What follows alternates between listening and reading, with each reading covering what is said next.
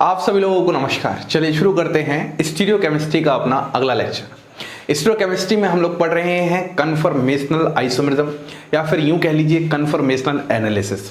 और conformational analysis में अभी तक हम लोगों ने सबसे पहले स्टार्ट किया एक बेसिक इंट्रोडक्शन के साथ, जहां पर मैंने आपको इथेन के एग्जांपल से ये बताया कि आखिरकार कन्फर्मर्स क्या होते हैं, डायहेड्रल एंगल क्या होता है, टॉर्सनल स्ट्रेन क्या होता है, ये सारी बातें मैंने आपके साथ डिस्कस की। फिर मैंने आपको डिफरेंट टर्म्स और सिखाए कि स्ट्रेन और कितने प्रकार की होती हैं, torsional strain, angle strain, van der Waals strain और एक ब्यूटेन गॉज इंटरेक्शन। फिर हम नॉमेनक्लेचर की बात जान चुके हैं कि फुली इक्लिप्स क्या होता है, पार्शियल इक्लिप्स क्या होता है, एंटी स्टैगर्ड क्या होता है या फिर गॉज स्टैगर्ड क्या होता है।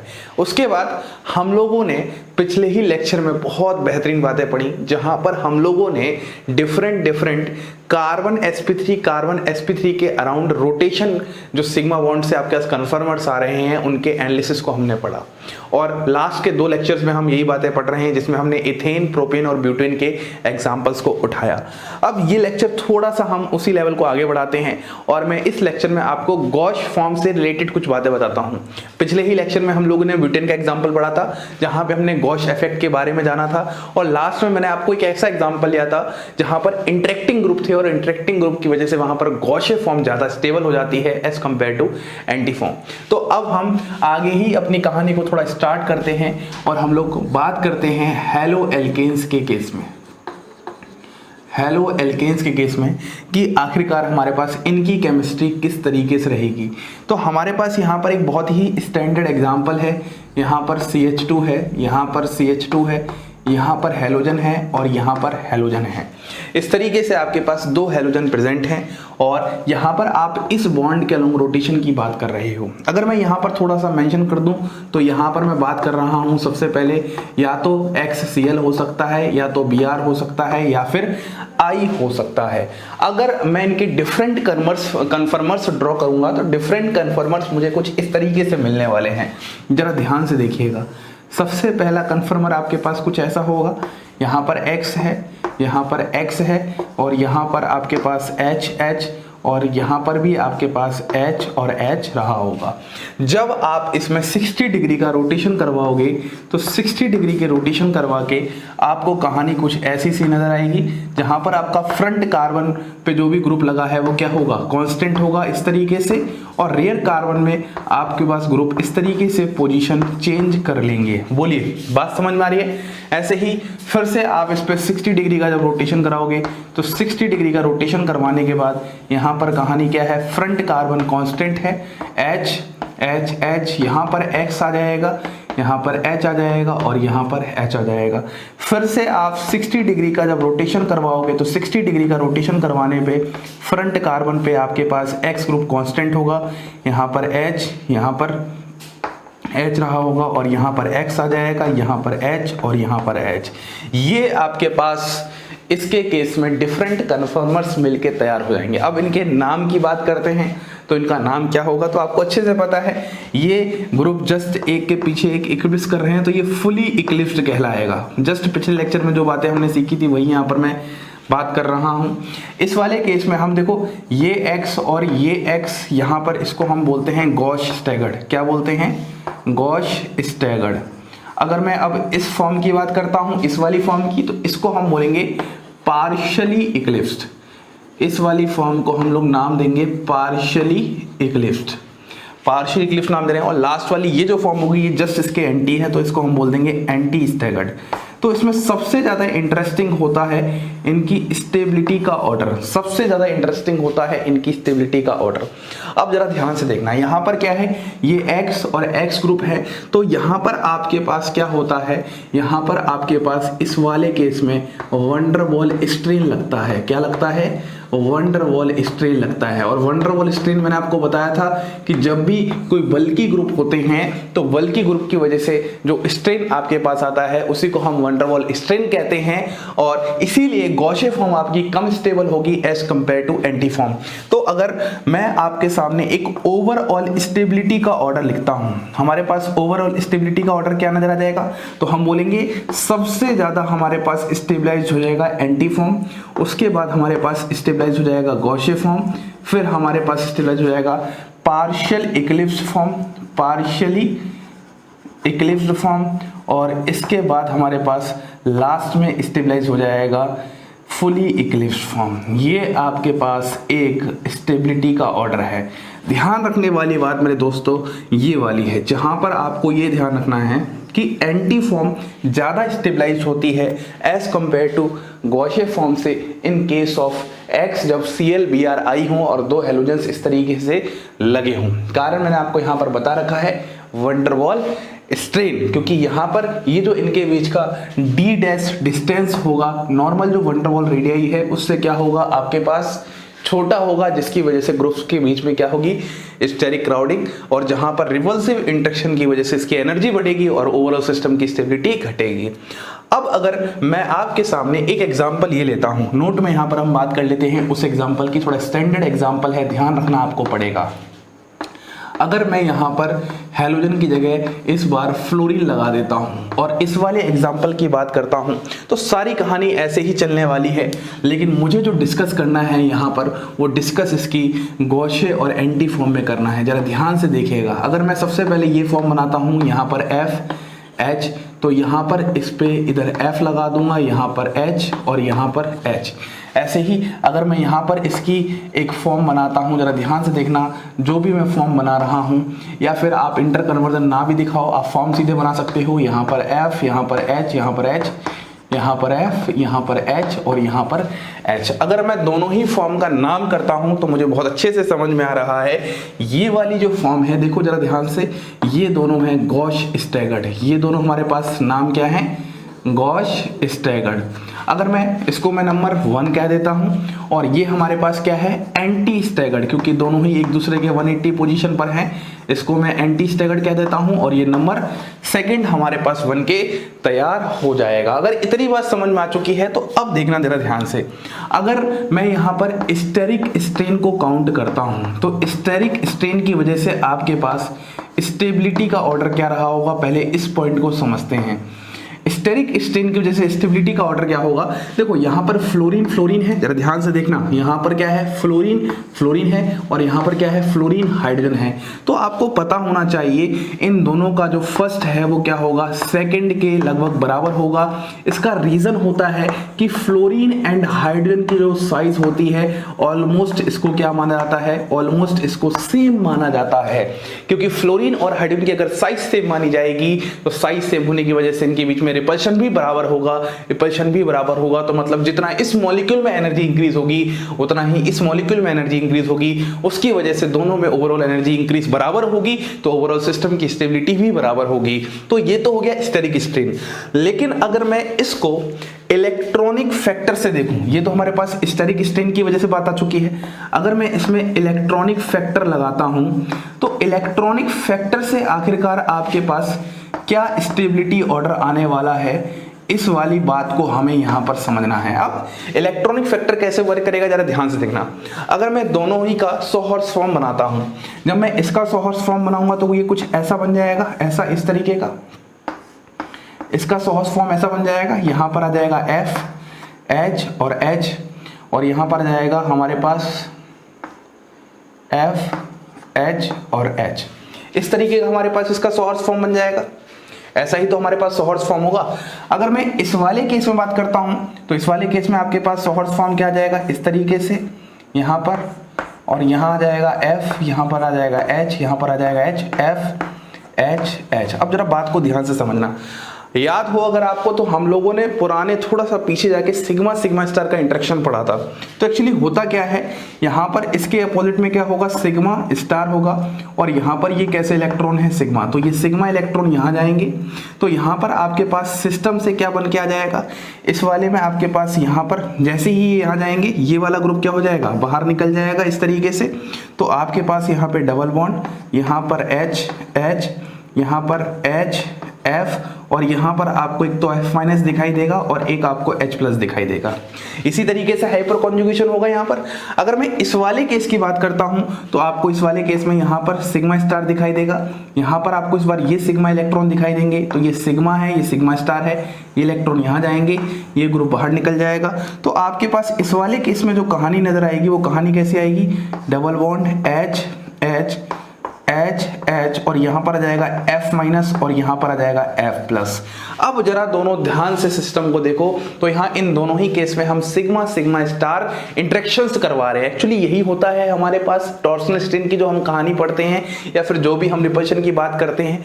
अगर आपको इतनी बात समझ में आ चुकी है तो मुझे बताओ इन दोनों में से कौन सा फेवरेबल है, क्या फेवरेबल है और क्या फेवरेबल नहीं है। अगर मैं जरा ध्यान से देखूंगा तो यहां पर F पर माइनस आ रहा है, यहां पर H पर प्लस आ रहा है। इसको जरा मैं ध्यान से देखूंगा तो यहां पर F पर माइनस आ रहा है और F पर ही प्लस आ रहा है। ये जो बात है ये मेरे दिल को यहां पर खटक रही है कि फ्लोरीन पर पॉजिटिव चार्ज, मतलब ये वाला सिस्टम क्या होगा, ज्यादा अनस्टेबल होगा, इसकी स्टेबिलिटी कम होगी, मतलब एंटी फॉर्म लेस स्टेबल होगा एज कंपेयर टू गॉशे फॉर्म। और इस वाले केस में देखो दोस्तों जस्ट उल्टा है, यहां पर एंटी है और यहां पर गॉश है। बोलिए इतनी बात समझ में आ रही है क्या? यहां तक तो कोई दिक्कत नहीं है। अगर ये बात आपको समझ में आ चुकी है तो मैं यही समझाना चाहता हूं, जब हम इलेक्ट्रॉनिक फैक्टर के बेसिस पर स्टेबिलिटी काउंट करेंगे तो इलेक्ट्रॉनिक फैक्टर के बेसिस पर हम आसानी से बोल सकते हैं कि गॉशे फॉर्म हमारे पास क्या होती है, ज्यादा स्टेबल होती है as compare to anti form. सबसे पहले हमने अगर स्टेरिक स्ट्रेन के बेसिस पर देखा तो वहां पर ऑलमोस्ट स्टेबिलिटी बराबर आ रही है, लेकिन जैसे ही हमने इलेक्ट्रॉनिक फैक्टर को कंसीडर किया तो हमारे पास ये बात समझ में आ रही है कि गॉशे फॉर्म ज्यादा स्टेबलाइज होती है as compare to anti form. तो जब हम डाई हेलोजेंस लगाते हैं, अगर क्लोरीन ब्रोमीन आयोडीन होगा तो वहां पर anti is more stabilise than gauche form. लेकिन अगर मैं फ्लोरीन और फ्लोरीन लगाता हूं तो अकॉर्डिंग टू इलेक्ट्रॉनिक फैक्टर वहां पर गॉशे फॉर्म इज ज्यादा स्टेबलाइज देन एंटी फॉर्म। इतनी बात आपको मुझे यहां पर समझानी थी। अब हम इस ही में ये बात हमने समझ चुकी है, ये हमारी कहानी थी उसी तरीके से जैसे मैंने आपके पास OH ग्रुप को कंसीडर किया था। अब मैं यहां पर क्या करता हूं, आपको एक और इंटरेस्टिंग केस समझाता हूं जहां पर इस बार मैं पार्शियल इक्लिप्स और इक्लिप्स फॉर्म नहीं लेता हूं क्योंकि इनकी एनर्जी ज्यादा होती है तो स्टेबिलिटी कम होती है। अब मैं सिर्फ स्टैगर्ड फॉर्म लेता हूं और स्टैगर्ड फॉर्म में भी हम थोड़ा खास तरह का नाम देंगे, पी गॉशे या फिर गॉशे स्टैगर्ड में पी गॉशे होता है, एम गॉशे होता है। आखिरकार पी गॉशे क्या होगा, एम गॉशे क्या होगा, इन सब की हम बात करते हुए एक स्टैंडर्ड एग्जांपल लेते हैं Cl को कंसीडर करते हुए, जहां पर मैं आपको एक और कॉन्सेप्ट समझाता हूं। तो आइए हम अब एक इंटरेस्टिंग सी बात और कर लेते हैं। हम लोग फिर से एग्जांपल लेते हैं इस तरीके से Cl, CH2, CH2 और यहां पर आपके पास क्या है, Cl है। कुछ इस तरीके से कहानी चल रही है यहाँ पर। अब जरा ध्यान से आप देखना, इस वाले केस में मैं क्या सिखाना चाहता हूँ। मैं अगर इसका सबसे पहले कन्फर्मर बनाऊंगा तो मैं कन्फर्मर कुछ इस तरीके से बनाना चाहता हूँ। यहाँ पर आपके पास Cl है, यहाँ पर H है, यहाँ पर H है, यहाँ पर आपके पास Cl होगा और यहाँ पर आपके पास H होगा और यहाँ पर आपके पास H होगा। अब अगर मैं इसका रोटेशन करता हूँ, है ना, और आप मान लो मैं 120 डिग्री से रोटेशन करता हूँ तो आपके पास यहाँ पर डिफरेंट कन्फर्मर्स मिलने वाले हैं। जरा ध्यान से देखना, एक तो आपके पास ये Cl और H, तो मैं पीछे वाले को ही रोटेट करूँगा, यहाँ पर Cl आ जाएगा, यहाँ पर H आ जाएगा, यहाँ पर H आ जाएगा। ऐसे ही मैं एक और यहाँ पर कुछ इस तरीके से बना लेता हूँ। तो आपके पास पहला वाला तो कांस्टेंट होगा Cl H H, यहाँ पर इस बार इस तरफ Cl आ जाएगा, इस तरफ H और इस तरफ H। अब अगर मैं सबसे पहले इनका नाम करता हूँ तो जरा नाम पर ध्यान देना। इसका जो नाम है ये हमारे पास क्या है, एंटी स्टैगर्ड है। इसका नाम क्या है हमारे पास, एंटी स्टैगर्ड है, या फिर इसको मैं ज़्यादा अच्छे से कह सकता हूँ प्लस माइनस AP, एंटी। और P मतलब मैं यहाँ पर इसको पेरिप्लिनर के नाम से दे रहा हूँ, AP। जरा याद करो, मैंने आपको टॉर्सनल एंगल के बेसिस पर नॉमेनक्लेचर सिखाया था, याद आ गया।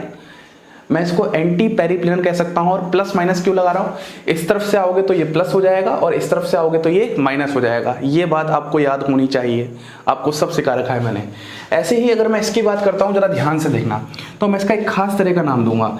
इसको मैं बोलूंगा एक तरीके से पी गॉशे, इसको मैं बोलूंगा गॉशे। देखो गॉशे फॉर्म तो आपको समझ में आ रही है एकदम अच्छे से, ये दोनों ऐसे ही ये दोनों हैं। इसको मैं बोलूंगा एम गॉशे। अब आपका सवाल ये आएगा कि सर ये पी गॉशे का मतलब क्या है और ये एम गॉशे का मतलब क्या है। देखो P जो है यहाँ पर स्टैंड कर रहा है प्लस की जगह, और इसको मैं समझा सकता हूँ क्लॉकवाइज की तरह। किसकी तरह समझा सकता हूँ, क्लॉकवाइज की तरह। M जो है ये M स्टैंड कर रहा है माइनस की जगह, और इसको मैं स्टैंड कर सकता हूँ एंटी क्लॉकवाइज की जगह। अब ध्यान से मेरी बात को समझना, ये भी एक तरह का नॉमेनक्लेचर होता है। अगर मैं फ्रंट कार्बन से मूव करता हूं स्टार्ट और रियर कार्बन की तरफ मूव करने की कोशिश करता हूं, जरा देखना, फ्रंट कार्बन के एटम से यहां से रियर कार्बन के एटम पे मूव करता हूं तो आपके पास कैसा आ रहा है, प्लस आ रहा है, मतलब क्लॉकवाइज आ रहा है, तो इसको मैं कह दूंगा पी गॉसे। वहीं पर अगर मैं यहां मूव करता हूं तो यहां पर इस तरीके से ये एंटी क्लॉकवाइज आ रहा है, तो इसी को मैं कह दूंगा एम गॉसे। सबसे पहले आपको डिफरेंट फॉर्म को समझना बहुत जरूरी है। मैंने यहां पर सिर्फ स्टैगर्ड फॉर्म ही बनाई है, इक्लिप्स फॉर्म जानबूझ के नहीं बनाई है, उनकी स्टेबिलिटी कम होती है।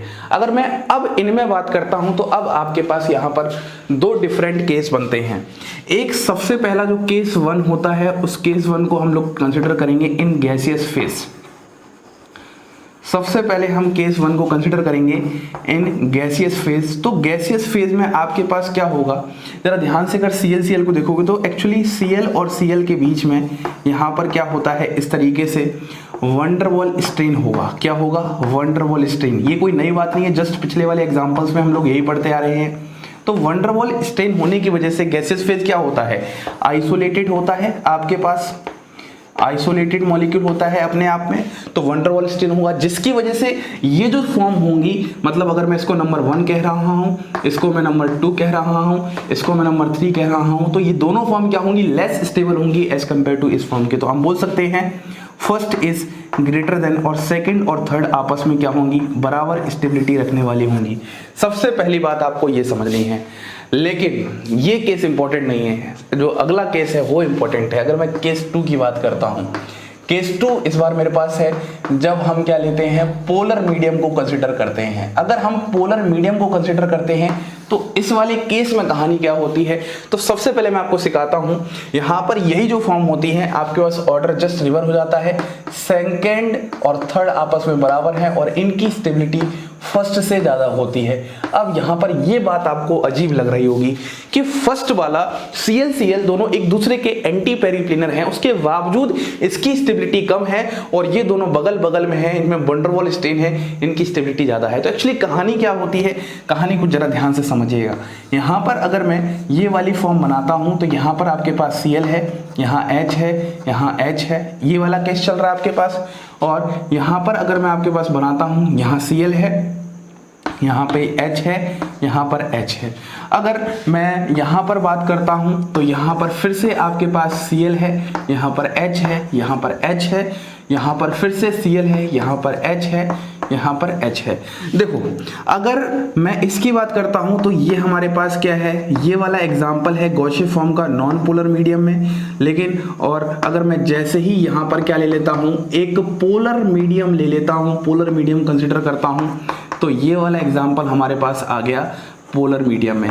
जब आप नॉन पोलर मीडियम को देखोगे तो यहाँ पर ये जो आपके पास ग्रुप है, इनके बीच में क्या होता है, स्टेरिक क्लैश होता है, जिसी को हम नाम देते हैं वंडरवॉल स्ट्रेन। क्या नाम देते हैं, वंडरवॉल स्ट्रेन। और जो कि मैंने आपको कहानी अभी अभी ये सिखाई। लेकिन जब मैं इस वाले केस में देखूंगा तो एक्चुअली जो आपके पास ये इलेक्ट्रॉन क्लाउड कुछ इस तरीके से दिख रहा होगा, वह इलेक्ट्रॉन क्लाउड इस बार कुछ ऐसा हल्का सा क्या हो जाता है, पोलराइज्ड हो जाता है, कुछ ऐसा हल्का सा क्या हो जाता है, पोलराइज हो जाता है। और इन दोनों का जो बीच का गैप है, वो गैप क्या हो जाता है, इंक्रीज हो जाता है। गैप इंक्रीज होने का कारण क्या है, because of polarisation of electron cloud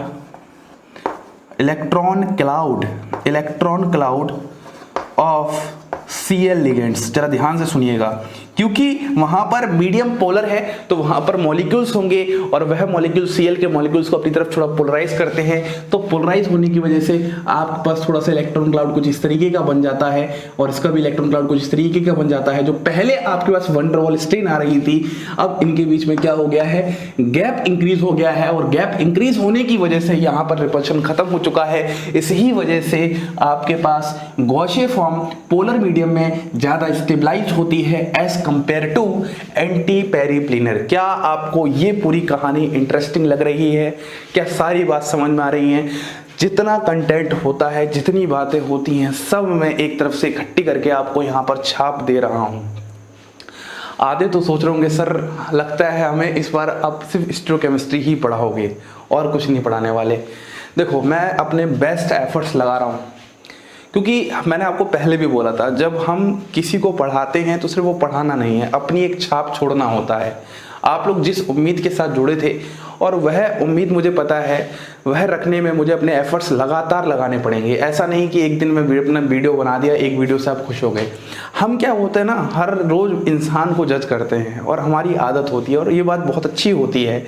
और हमें अपने अंदर ये चीज़ पता होनी चाहिए कि हम अपने एफर्ट्स लगा रहे हैं कि नहीं लगा रहे हैं। देखो, मैं अपना बेस्ट करने की कोशिश कर रहा हूँ। वो एक्चुअली थोड़ा बीमार हो गया था तो वहाँ पे शेड्यूल थोड़ा खराब हो गया, नहीं तो ऑलमोस्ट ये कब का खत्म हो जाता, पेरिसाइक्लिक भी आधे से ज़्यादा हो जाता। लेकिन कोई बात नहीं, मैं आपके सामने खड़ा हूँ, लेक्चर शूट कर रहा हूँ, आपको रेगुलर दे रहा हूँ, ये बड़ी बात है अपने आप में।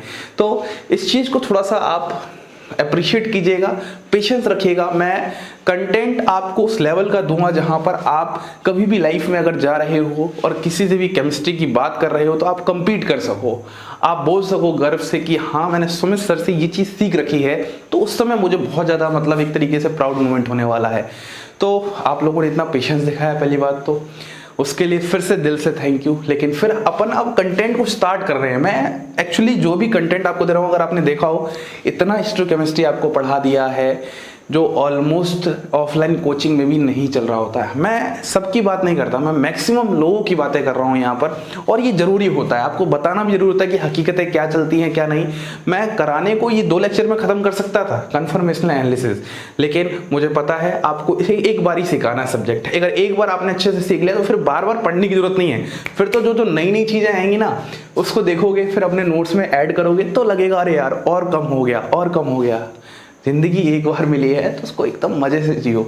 इसके बाद अपन और इंटरेस्टिंग टॉपिक स्टार्ट करेंगे तो और मजा आने वाला है। तो आप अभी इंजॉय करो, सिलेबस है, हो जाएगा। मैं एफर्ट्स लगा रहा हूँ और स्पीड में चीजें बढ़ाऊंगा, अपने आप हो जाएगा। लेकिन पहले इसका मजा लो, ठीक है। तो मुझे खुद खुशी हो रही है कि आपको इस लेवल के कॉन्सेप्ट सिखाने में तो मजा आ रहा है, ठीक है। अब हम थोड़ा सा और आगे बढ़ते हैं। ये सब अपनी कहानी चल गई, अब अपन गॉसियर इफेक्ट स्टार्ट करते हैं फिर से। हमने ऑलरेडी ब्यूटेन से स्टार्ट किया है गॉसियर इफेक्ट, जहां पर हम डिफरेंट एग्जांपल्स देख रहे हैं और देख रहे हैं किस तरीके से एक्सेप्शंस भी होते हैं। अब हम एक बार गॉसियर इफेक्ट के और एक्सेप्शंस टाइप की चीजें देख लेते हैं, कुछ और बातें हम जान लेते हैं। तो आइए थोड़ी सी हम बात स्टार्ट करते हैं गॉसियर इफेक्ट के बारे में और कुछ एग्जाम्पल्स को हम यहाँ पर डिस्कस करते हैं। देखो, हम यहाँ पर एक जर्नल एग्जाम्पल ले लेते हैं CH2 और यहाँ पर Y। अब यहाँ पर थोड़ी सी हम बात कर लेते हैं X और Y ग्रुप से रिलेटेड। देखो, जब हम यहाँ पर बात करेंगे तो हमारे पास X एंड Y ग्रुप में 2 खास बातें होनी चाहिए अगर गॉसियर इफेक्ट जहाँ पर स्टेबलाइज होगा। सबसे पहले वहाँ पर उनके पास क्या होना चाहिए, स्मॉलर साइज होना चाहिए। और आपको जनरली पता है स्मॉलर साइज के लिए हम सेकंड पीरियड के एलिमेंट को कंसिडर कर सकते हैं। सेकंड पीरियड का जो एलिमेंट होता है उसको हम कंसिडर कर सकते हैं। वहीं पर अगर हम बात करते हैं X एंड Y के लिए तो दूसरा होता है आपके पास मोर इलेक्ट्रोनेगेटिव होना चाहिए। और मोर इलेक्ट्रोनेगेटिव जनरली कौन होते हैं, फ्लोरीन, ऑक्सीजन, नाइट्रोजन और कभी कभी समटाइम कार्बन sp हाइब्रिडाइज्ड। और आपको ये पता होना चाहिए carbon sp hybridised nitrogen sp3 से बहुत ज़्यादा हाइब्रिडाइज्ड मतलब मोर इलेक्ट्रोनेगेटिव होता है। तो एक तो बात आपको ये याद रखनी है। तो यदि अगर मैं यहाँ पर बात करता हूँ कि X एंड Y ग्रुप क्या क्या हो सकते हैं, तो यहाँ पर फ्लोरीन हो सकता है, यहाँ पर OCH3 हो सकता है, यहाँ पर OC डबल बॉन्ड OCH3 हो सकता है, और यहाँ पर CN लीनियर मॉलिक्यूल भी इस तरीके से आप ले सकते हो। जब ऐसी कंडीशन आपके पास आ जाएगी तो आप हमेशा याद रखना वहाँ पर गॉसियर फॉर्म ज़्यादा स्टेबलाइज होगी as compare to anti form. जैसे अगर मैं आपके सामने डिफरेंट एग्जाम्पल्स यहाँ पे ले लूँ तो डिफरेंट एग्जाम्पल्स में पहला एग्जाम्पल FCH2 और यहाँ पर क्या है OCH3 है। ऐसे ही FCH2 और यहाँ पर क्या है OC डबल बॉन्ड OCH3 है। ऐसे ही FCH2 और यहाँ पर आप Cl ले लो, या फिर आप ले सकते हो OCH3, यहाँ पर CH2, यहाँ पर CH2 और यहाँ पर OCH3। इन सभी फॉर्म में आपके पास क्या आने वाला है, गॉसियर फॉर्म ज़्यादा स्टेबलाइज्ड होने वाली है as compare to anti form. और रीज़न हम क्या दे सकते हैं, वही रीज़न दे सकते हैं जो हमने फ्लोरीन, CH2, CH2 और फ्लोरीन के केस में दिया था। आ रही बात समझ में? वहां पे भी गॉसियन फॉर्म ज्यादा स्टेबलाइज होती है। एक तो बात ये हो चुकी है। अब अगर मान लो मैं आपके सामने एक एग्जांपल और लेता हूं, आप मुझे समझाइएगा उस वाले केस में। एग्जांपल कुछ ऐसा है, मुझे आप बताइएगा। यहाँ पर आपके पास क्या है? OCH3 है। यहाँ पर भी आपके पास क्या है? OCH3 है। यहाँ पर H, यहाँ पर H और यहाँ पर H, ये इसकी गॉसियन फॉर्म है। और इसी तरीके से अगर मैं बात करता हूँ तो यहाँ पर OCH3 है, यहाँ पर H है, यहाँ पर H है, यहाँ पर OCH3 है, यहाँ पर H है, यहाँ पर H है। तो इस वाले केस में ज़्यादा स्टेबलाइज कौन सा होगा? तो फिर से वही बात आ चुकी है। इसी चीज़ को मैंने थोड़ा सा एग्जाम्पल के साथ दिखा दिया है। ये गॉसियन फॉर्म है, ये आपके पास एंटी फॉर्म है। अभी आपको लग रहा होगा ये दोनों बड़े ग्रुप हैं तो इनमें इस तरीके बचन होगा, लेकिन जरा अगर ध्यान से आप मॉलिक्यूल को बनाओगे तो मॉलिक्यूल के आपके पास इसकी फॉर्म कुछ ऐसे आने वाली है। जरा ध्यान से देखना, यहाँ पर आप कुछ इस तरीके से बनाओगे OCH3, यहाँ पर आप कैसे बनाने वाले हो? पीछे की तरफ यहाँ पर H, यहाँ पर H, यहाँ पर आपके पास आने वाला है OCH3, H और H। अब जरा ध्यान से देखोगे तो इसको अपन फील भी कर सकते हैं। यहाँ पर ऑक्सीजन आपकी तरफ लगा है इस तरीके से और ऑक्सीजन से CH3 आपकी तरफ जा रहा है। फिर मैंने यहाँ से एक कार्बन एटम ले लिया है, फिर यहाँ पर आपके पास ऑक्सीजन लगा है और यहाँ से CH3 यहाँ जा रहा है, वो CH3 यहाँ जा रहा है और ये CH3 यहाँ जा रहा है। तो दोनों में रिपल्शन किसी बात का है ही नहीं है। तो अगर है ही नहीं है, इस तरीके से जा रहा है ना, इस तरीके से थोड़ा सा है और इस तरफ जा रहा है हल्का सा। फिर से समझो, ऑक्सीजन है और CH3 आपकी तरफ आ रहा है, फिर मैं वहाँ उस कार्बन से बॉन्ड लेके आता हूँ तो यहाँ पर आपके पास ऑक्सीजन है, यहाँ पर CH3 आ रहा है। तो इस तरीके से इनमें कोई रिपल्शन ही नहीं है। तो हम बोलेंगे अभी भी हमारे पास गॉसियन फॉर्म ज़्यादा स्टेबलाइज होती है as compare to anti form. अब अगर मान लो मैं एक एग्जाम्पल और कंसिडर करता हूँ, वह एग्जाम्पल हमारे पास कुछ ऐसा है, SCH3 CH2 CH2 SCH3। इस वाले मॉलिक्यूल में हमारे पास एंटी फॉर्म ज़्यादा स्टेबलाइज होगी as compare to Gaussian form, क्योंकि यहाँ पर ये एलिमेंट ना ही आपके पास सेकंड पीरियड का है और ना ही ये मोर इलेक्ट्रोनेगेटिव है, इसलिए इस वाले केस में एंटी फॉर्म ही ज़्यादा स्टेबलाइज रहने वाली है। अब आपके पास DU के प्रीवियस में ये सवाल आया हुआ है जो कि बहुत स्टैंडर्ड सवाल है। पूछा गया है कि बताइए ऑर्डर क्या रहने वाला है। तो मॉलिक्यूल आपके पास पहला तो है फ्लोरीन CH2 और यहाँ पर फ्लोरीन, और एक मॉलिक्यूल का एग्जांपल है Br CH2Br। बताइए इस वाले केस में आप क्या करने वाले हो? जरा ध्यान से अगर आप देखोगे तो अभी हमने पढ़ा है इस वाले केस में आपके पास गॉसियन फॉर्म ज़्यादा स्टेबलाइज रहने वाली है as compare to anti form, और इस वाले केस में आपके पास एंटी फॉर्म ज़्यादा स्टेबलाइज होती है as compare to Gaussian form. ये सारी चीज़ें मैंने आपको अभी अभी डिस्कस कर रखी हैं, तो ये बात आपको कुछ ध्यान रखनी है। ऐसे ही आप यहाँ पर CN वगैरह भी लगा सकते हो, इसकी ही जगह अगर आप CN लगा दोगे यहाँ पर C ट्रिपल बॉन्ड N, तो ये भी लीनियर है, इसका भी कोई रिपल्शन नहीं होने वाला। तो इस तरीके से आप याद कर सकते हो। और कुछ हम स्टैंडर्ड एग्जाम्पल्स देखते हैं जिनको आपको थोड़ा सा ध्यान रखना पड़ेगा। तो आइए अब हम कुछ और एग्जाम्पल्स की बात कर लेते हैं, जिसमें हम लोग सबसे पहले एग्जाम्पल नंबर 1 उठाते हैं, और जो हमारे पास कुछ ऐसा है। यहाँ पर फ्लोरीन है, यहाँ पर CH2 है, यहाँ पर CH2 है। या तो आप Cl ले लो, या फिर आप Br ले लो, या फिर I ले लो। अब ये केस थोड़ा सा अच्छा केस है। अभी तक हमने क्या पढ़ा था? फ्लोरीन पढ़ा था, क्लोरीन पढ़ा था, ब्रोमीन पढ़ा था, लेकिन इस बार मिक्स कर दिया है। तो इस वाले केस में आपके पास सबसे पहले आप डायग्राम जब बनाओगे तो कैसा आएगा? एक तो सबसे पहले यहाँ पे फ्लोरीन आएगा, यहाँ पर H, यहाँ पर H। यहाँ पर आप जब बनाओगे यहाँ पर क्लोरीन लगा लो थोड़े समय के लिए समझने के लिए, यहाँ पर H। और ऐसे ही अगर आप यहाँ पर बनाओगे तो यहाँ पर फ्लोरीन H क्या होंगे? कांस्टेंट होंगे, और यहाँ पर क्या आ जाएगा? क्लोरीन H और H। ये वाली जो फॉर्म होगी ये आपके पास कैसी फॉर्म होगी? गॉसियन फॉर्म होगी। ये वाली जो फॉर्म होगी ये आपके पास कैसी होगी? स्टैगर्ड फॉर्म होगी, एंटी स्टैगर्ड। अब इसमें यही पूछा है कि दोनों में ज़्यादा स्टेबलाइज कौन सा होगा, तो आपके पास यहाँ पर 2 फैक्टर्स होंगे जिसके अकॉर्डिंग आप आंसर बता पाओगे। देखो यहाँ पर एक तो स्टेरिक फैक्टर होता है और एक आपके पास इलेक्ट्रॉनिक फैक्टर होता है। तो इस वाले केस में भी आपको स्टेरिक फैक्टर का सहारा नहीं लेना, इलेक्ट्रॉनिक फैक्टर का सहारा लेना है। फिर आपके पास वही आंसर आने वाला है जो इलेक्ट्रॉनिक फैक्टर के अकॉर्डिंग होता है, और यहाँ पर आपके पास गॉसियन फॉर्म क्या हो जाएगी? ज़्यादा स्टेबलाइज हो जाएगी इसके बीच में। इस बात को आप समझ रहे हो एकदम अच्छे से? बोलिए, ये केस आपको समझ में आ रहा है? इलेक्ट्रॉनिक फैक्टर का सहारा लेना है। ठीक है, ऐसे ही अगर मैं आपसे एग्जाम्पल नंबर 2 की बात करता हूं तो एग्जाम्पल नंबर 2 आपके पास कुछ ऐसा है, CH3 CH2 CH2, यहाँ पर Cl है। अब जरा ध्यान से मॉलिक्यूल को देखो, यहाँ पर आपके पास क्या है, इस मॉलिक्यूल पर यहाँ पर पार्शियल नेगेटिव तो यहाँ पर पार्शियल पॉजिटिव, इस तरीके से यहाँ पर आपके पास पार्शियल पॉजिटिव आता जाएगा। अब अगर मैं इस मॉलिक्यूल को थोड़ा सा बनाऊँ तो मॉलिक्यूल आपके पास कुछ ऐसा बन जाएगा।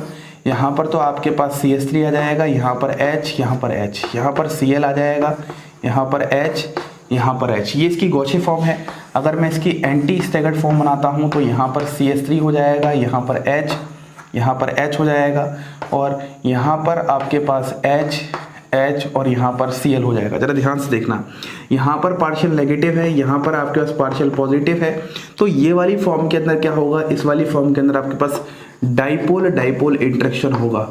और क्योंकि यहाँ पर डाइपोल इंटरेक्शन है इसीलिए ये वाली फॉर्म क्या होगी, जिसको हम गॉचे फॉर्म कह रहे हैं, वो एंटी वाली फॉर्म से ज़्यादा स्टेबलाइज्ड रही होगी। कुछ इंटरेस्टिंग केस और समझ में आया। यहाँ पर डाइपोल इंटरेक्शन की हम एग्जाम्पल की बात कर रहे हैं। ऐसे ही अगर मैं एग्जाम्पल नंबर फिर से 3 लेता हूँ तो एग्जाम्पल नंबर 3 आपके पास कुछ ऐसा आ जाएगा। यहाँ पर NH3+ है, यहाँ पर CH2 है, यहाँ पर CH2 है। या तो आप फ्लोरीन लगा लो या फिर आप C+O- लगा लो, दोनों ही फॉर्म का आप बात कर सकते हैं। तो मान लो अगर मैं एग्जाम्पल की बात करता हूं तो यहाँ पर एग्जाम्पल कुछ ऐसा होगा। यहाँ पर आपने सबसे पहले NH3+ लगा लिया, यहाँ पर H, यहाँ पर H, यहाँ पर फ्लोरीन लगा लिया, यहाँ पर H, यहाँ पर H। मैं फ्लोरीन का एग्जाम्पल दे देता हूँ। ऐसे ही इस वाले केस में आपके पास क्या आ जाएगा, यहाँ पर NH3+ आ जाएगा, यहाँ पर H, यहाँ पर H, यहाँ पर आपके पास H और यहाँ पर क्या आ जाएगा, फ्लोरीन। ये वाली फॉर्म होती है, ये होती है आपके पास गॉचे फॉर्म और ये वाली फॉर्म होती है एंटी फॉर्म। लेकिन ज़रा ध्यान से देखोगे तो यहाँ पर पॉजिटिव, यहाँ पर नेगेटिव, तो आपके पास यहाँ पर कैसा है, आयन डाइपोल इंटरेक्शन है। और आयन डाइपोल इंटरेक्शन की वजह से गॉचे फॉर्म क्या हो जाएगी, फिर से स्टेबलाइज्ड हो जाएगी। मेरे दोस्तों देखो सर, सारी बातें हमारे बार बार रिपीट हो रही है, वही एक कॉन्सेप्ट लग रहा है। इसी की जगह आप COO- ले लो, वो भी इसके साथ आयन डाइपोल इंटरेक्शन दिखाएगा, उसकी गॉचे फॉर्म एंटी से क्या होगी, ज़्यादा स्टेबलाइज होगी। अगर मान लो मैं यहीं पर अगला एग्जाम्पल नंबर 4 लेता हूँ और वो हमारे पास कुछ ऐसा है, COOH, CH2 और यहाँ पर हमारे पास COH है। ठीक है, अगर मैं इसकी बात करता हूँ तो इस वाले फॉर्म में हमारे पास क्या होगा, यहाँ पर आपके पास COOH है, यहाँ पर H है, यहाँ पर H है, यहाँ पर आपके पास COOH है, यहाँ पर H है, यहाँ पर H है। इस वाले केस में देखो, यहाँ पर आपके पास COOH है, यहाँ पर H है, यहाँ पर H है, यहाँ पर COOH है, यहाँ पर H है, यहाँ पर H है। अब आप ऐसे जनरली देखोगे तो बोलोगे यहाँ पर गॉश इफेक्ट लग रहा है तो रिपल्शन होगा, बड़े बड़े ग्रुप हैं तो इसकी स्टेबिलिटी ज़्यादा होनी चाहिए, लेकिन ऐसा नहीं होता। यहाँ पर ज़रा आप ध्यान से देखना, इस मॉलिक्यूल को मैं कुछ इस तरीके से बना सकता हूँ और यहाँ पर इस मॉलिक्यूल को मैं कुछ OH बना सकता हूँ और इसके बीच में आप यहाँ पर हाइड्रोजन बॉन्ड बना सकते हो और हाइड्रोजन बॉन्ड की वजह से इसकी गॉचे फॉर्म आपके पास क्या हो जाएगी, ज़्यादा स्टेबलाइज हो जाएगी as compare to anti form. लेकिन अगर मैं इस ही मॉलिक्यूल को, ये थोड़ा इंटरेस्टिंग बात है, बेसिक मीडियम में ले लेता हूँ, इस ही मॉलिक्यूल को अगर मैं बेसिक मीडियम में ले लेता हूँ तो ये मॉलिक्यूल आपके पास COO- CH2COO- की फॉर्म में आ जाता है। जब यही मॉलिक्यूल बेसिक मीडियम में CO- की फॉर्म में आ जाएगा तो आपके पास यहाँ पर अब इस बार तस्वीर क्या होगी, C+O-, यहाँ पे H, यहाँ पे H और यहाँ पर क्या हो जाएगा आपके पास C+O-, यहाँ पर H, यहाँ पर H, यहाँ पर H और यहाँ पर C+O-। तो इस बार इनके बीच में गॉश इफेक्ट होगा, रिपल्शन होगा, रिपल्शन की वजह से एंटी फॉर्म क्या होगी, ज़्यादा स्टेबलाइज हो जाएगी गैसीय फॉर्म से। इस तरीके से आपको डिफरेंट एग्जांपल्स याद रखने हैं। मैंने आपको सभी तरह के एग्जाम्पल्स करा दिए और कुछ स्टैंडर्ड एग्जाम्पल्स हैं जिनको आपको याद रखना है। नेक्स्ट लेक्चर के एंडिंग पोर्शन में मैं आपको सिखाऊंगा। अब हमारे पास नेक्स्ट लेक्चर शुरू होता है जहां पर हम लोग कार्बन sp3 और कार्बन sp2 के अलोंग सिग्मा बॉन्ड के अलोंग रोटेशन करेंगे, और जहां पर हम एक बार कार्बन sp3 और एक हेटेरो एटम को लेंगे जहां पर हम कंसीडर करते हैं कैसे रोटेशन से आपका डिफरेंट कन्फर्मर्स मिलेंगे। वो हमारा एसाइक्लिक कन्फर्मेशंस का लास्ट लेक्चर होगा, तो दिल थाम के बैठ जाइए, बहुत अच्छे से आपको पूरा का पूरा एसाइक्लिक कन्फर्मेशन समझ में आने वाला है। इसी के साथ आप सभी लोगों को धन्यवाद।